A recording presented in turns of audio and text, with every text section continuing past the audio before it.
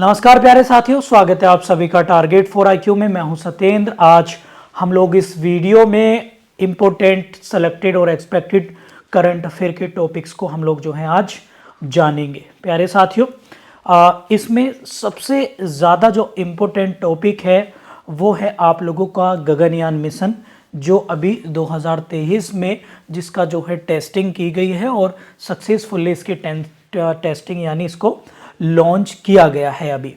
तो ये हमारे लिए काफ़ी इम्पोर्टेंट है एग्ज़ाम के पॉइंट ऑफ व्यू से। इसको हम लोग समझने की कोशिश करेंगे और एग्ज़ाम के से रिलेटेड जो भी फैक्ट हैं उन पर भी हम लोग बिंदुवार तरीके से चर्चा करेंगे। तो सबसे पहले है गगनयान मिशन, और इसको लॉन्च किया गया है सतीश धवन अंतरिक्ष केंद्र से और श्रीहरिकोटा आंध्र प्रदेश से। और इस मिशन को इसरो ने यानी इंडियन स्पेस रिसर्च ऑर्गेनाइजेशन ने इसको जो है लॉन्च किया है। इसरो की फुल फॉर्म की बात कर ली हमने। इसका हेडक्वार्टर बेंगलुरु में है और इसके जो अभी चेयरमैन हैं वो हैं एस सोमनाथ। इसरो की अगर मैं आप लोगों से बात करूं तो इसके और भी मिशन हम लोग देखेंगे, अपकमिंग मिशन देखेंगे। इससे पहले ये चंद्रयान 3 अभी सक्सेसफुल हुआ है। 2019 में चंद्रयान 2 था, 2008 में आप लोगों ने चंद्रयान 1 देखा। पहले हम लोग चलते हैं गगनयान मिशन पर। तो गगनयान मिशन का मेन ऑब्जेक्टिव क्या है? इसमें अगर हम बात करें 3 अंतरिक्ष यात्री जाएंगे इसमें, और इसमें 400 किलोमीटर यानी पृथ्वी से 400 किलोमीटर ऊपर स्पेस में वो जाएंगे और इसके बाद वो पृथ्वी पर उनको वापस लाने, यानी भारत के लोग, भारत की टेक्नोलॉजी, भारत की मशीनरी बिल्कुल 100% भारत की होगी और उन्हें स्पेस में ले जाने का प्रोग्राम है। ऐसा अभी तक भारत खुद से डिपेंडेंट होकर नहीं कर पाया है। हालांकि इससे पहले राकेश शर्मा जा चुके हैं, परंतु वो रशिया की मदद से स्पेस में गए थे। तो हम लोगों को ये याद रखना है। अभी हाल ही में इसरो, भारतीय प्रधानमंत्री मोदी ने भी ये घोषणा करी है कि हम 2040 तक चंद्रमा पर मानव भेजने का प्रयत्न जो है वो करेंगे 2040 तक। ये भी हम लोगों को ध्यान में रखना है। कुछ आगामी मिशन हैं जैसे आदित्य L1 है, ये भी अभी सक्सेसफुल चल रहा है, अभी ऑनगोइंग है। तो ये सूर्य के लिए है, ये आप लोग याद रखेंगे। चंद्रयान 2, चंद्रयान 3 अभी आपने देखा है। शुक्रयान जो है 2024 का है, ये 2024 में आप लोग इसको याद रख सकते हैं। एंड दूसरा आप लोग देखेंगे गगनयान अभी तो है ही, ये एक निसार मिशन है, वो अभी का है। इसमें निसार में इसरो और नासा, इसको देखें, अगर निसार की फुल फॉर्म देखेंगे हम लोग तो इसरो और नासा इसको मिलकर जो है वो एग्जीक्यूट प्यारे साथियों कर रहे हैं। तो ये प्लीज आप लोगों को चीजें याद रखनी है। अब आप लोग मुझे कमेंट बॉक्स में बताइए, नेशनल स्पेस डे, राष्ट्रीय अंतरिक्ष दिवस कब मनाया जाता है और कब इसकी घोषणा हुई थी? आप मुझे कमेंट बॉक्स में बताइए। इसके बाद नेक्स्ट है, प्रधानमंत्री मोदी ने मेरा युवा भारत प्लेटफॉर्म लॉन्च किया है। तो ये 31 अक्टूबर को प्रधानमंत्री नरेंद्र मोदी जी ने आधिकारिक तौर पर यानी ऑफिशियली तौर पर भारत के युवाओं के लिए मेरा प्लेटफॉर्म जो है लॉन्च किया है। और इसकी शुरुआत जो है वो नेशनल यूनिटी डे यानी राष्ट्रीय एकता दिवस के उपलक्ष्य पर जो है इसकी की गई है। इसका मतलब है कि देश के जो भी युवाएं हैं उन्हें जो है सक्षम बनाना, एम्पावरमेंट उनको जो है वो बनाना है। इसका ऑब्जेक्टिव है यानी एक डेवलपमेंट करना, विकास करना, उनकी जो आकांक्षाएं, उनसे मिलती जुलती उम्मीदों को लेकर चलना और दक्षता, उनकी जो एफिशिएंसी के अनुरूप काम करना और जो भी फिजिकल इकोसिस्टम है उसको और डेवलप करना। तो ये भी आप लोग याद रखेंगे। और 31 अक्टूबर के बारे में हम लोग और डिटेल से चर्चा करेंगे। 31 अक्टूबर आप लोग मनाते हैं क्या?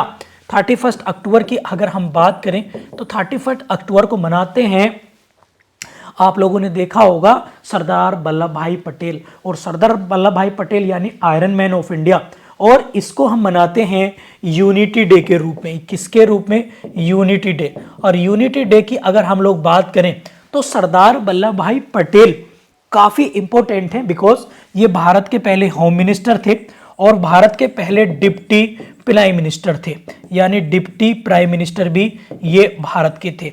और आप लोगों ने देखा होगा 1928 में, 1928 में बारदोली सत्याग्रह में भी इन्होंने नेतृत्व यानी लीड किया था और बारदोली की महिलाओं ने ही इन्हें सरदार की उपाधि प्यारे साथियों दी थी। तो ये भी आप लोग जो है याद करेंगे।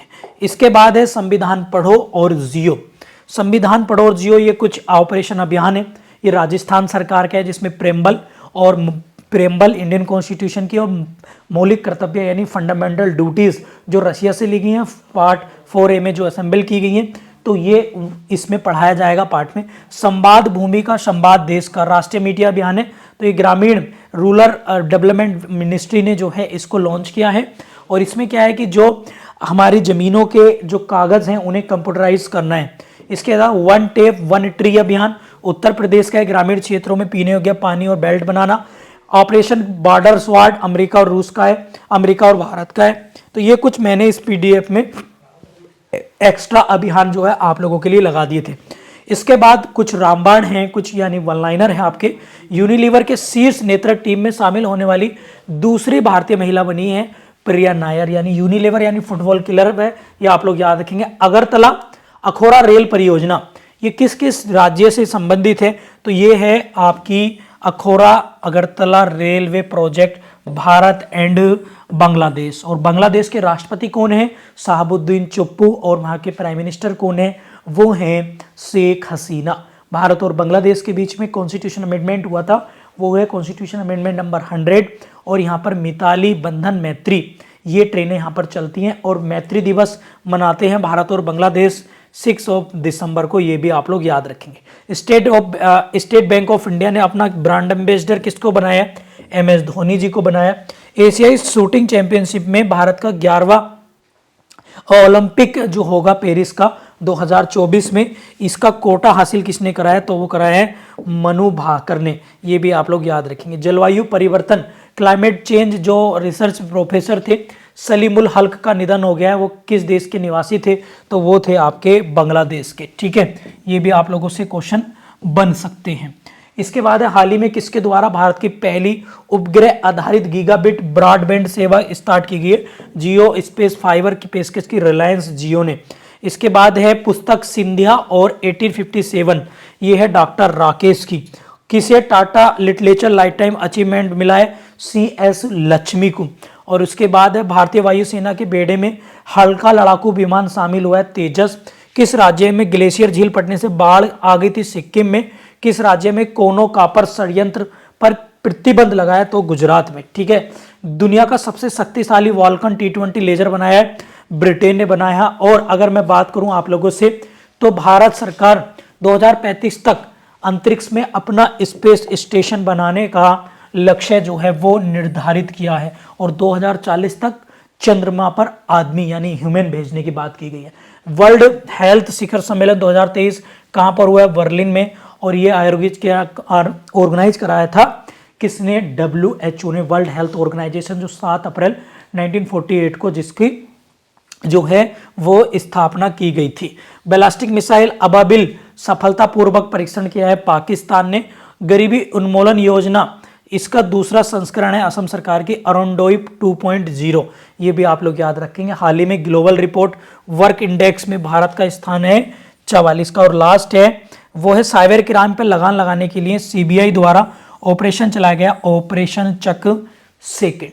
तो प्यारे साथियों, ये थी करंट अफेयर की। जुडिशरी की आप लोग तैयारी कर रहे हैं तो आप टारगेट फॉर IQ को प्लीज जरूर फॉलो करते रहिएगा इस तरह की। और ये PDF आपको हमारे, अगर आप देखेंगे ना तो आप देखेंगे टारगेट फॉर IQ सर्च करेंगे, चाहे फेसबुक पे, चाहे यूट्यूब पे, चाहे टेलीग्राम पे, तो आपको जो है हम लोग ये PDF वहां पर जो है मिल जाएगी। टेलीग्राम में जाइए और ये PDF आप वहां पे मिलती है। और ये PDF अब बाइलिंगुअल मिले करेगी आपको, अगली वीडियो से बाइलिंगुअल PDF आप लोगों को मिला करेंगी। तो उम्मीद है कि वीडियो पसंद आई होगी और वीडियो कैसी लग रही है आप लोग कमेंट करके जरूर बताना। Thank you.